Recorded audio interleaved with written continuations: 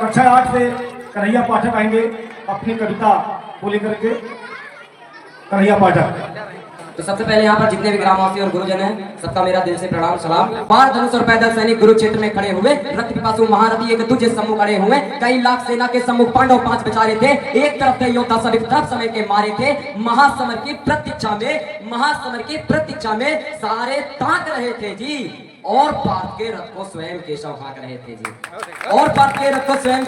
रहे थे जी, रणभूमि के सभी नजारे देखकर में कुछ खास लगे। माधव ने अर्जुन को देखा, अर्जुन उन्हें उदास लगे। कुरुक्षेत्र का महासमर एक पल में तभी सजा डाला, 5 जन्य उठा कृष्ण ने मुख से लगा बजा डाला। हुआ संगनाद जैसे ही सबका गर्जन शुरू हुआ, रक्त बिखरना हुआ शुरू और सबका मर्दन शुरू हुआ। कहा कृष्ण ने उठ पार्थ, और एक आंख को नीचे चला, गांडीव पर रख बाणों को, प्रत्यंचा को खींच चला।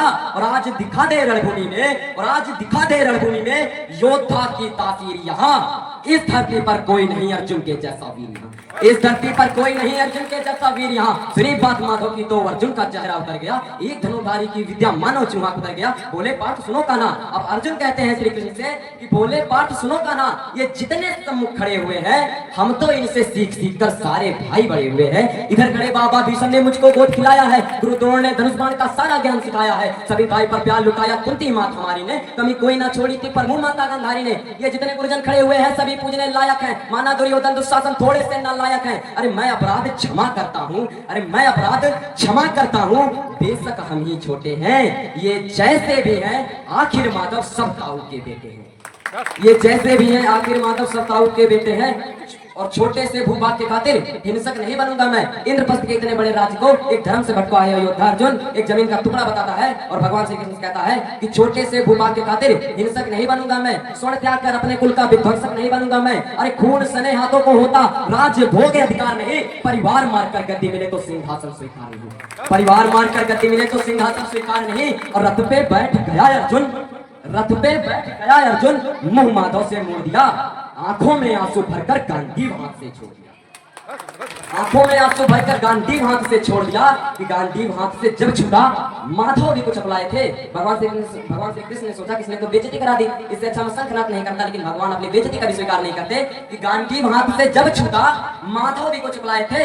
शिष्ट पार्थ पर गर्व हुआ, मन ही मन हंसाए थे। भगवान ने सोचा इसका सब कुछ जा रहा है, उसके बाद ये सम्मान की बात कर रहा है, संस्कार की बात कर रहा है, तो कहीं ना कहीं मेरे संस्कार होंगे कि गांडीव हाथ से जब छूटा माधव भी कुछ अपलाए थे। शिष्ट पार्थ पर गर्व हुआ, मन ही मन हंसाए थे। मन में सोच लिया अर्जुन की बुद्धि ना सकने दूंगा, समर भूमि में पार्थ को कमजोर नहीं पड़ने दूंगा। धर्म बचाने के खातिर एक नौ अभियान शुरू हुआ।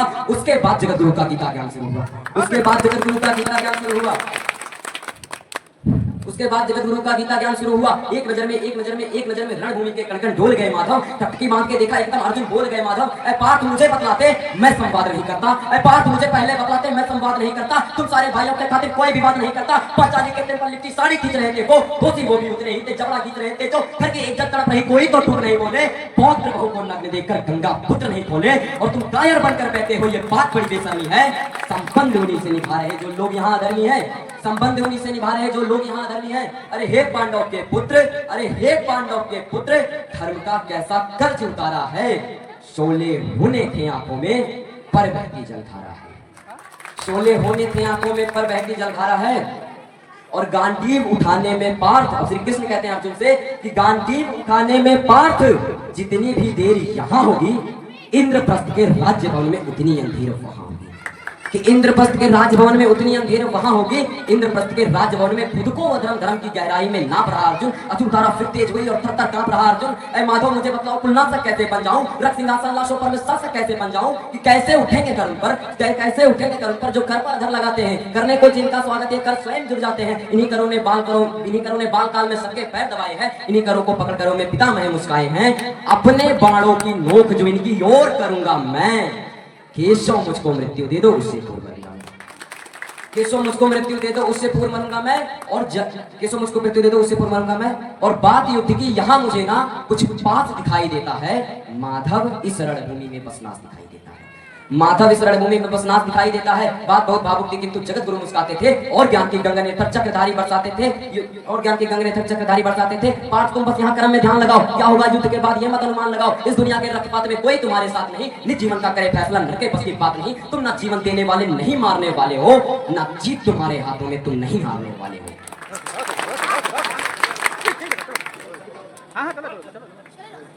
ना जीत तुम्हारे हाथों में, तुम नहीं हारने वाले हो। ये जीवन दीपक की भांति यूं ही चलता रहता है, पवन वेग से बुझ जाता है, वरना चलता रहता है।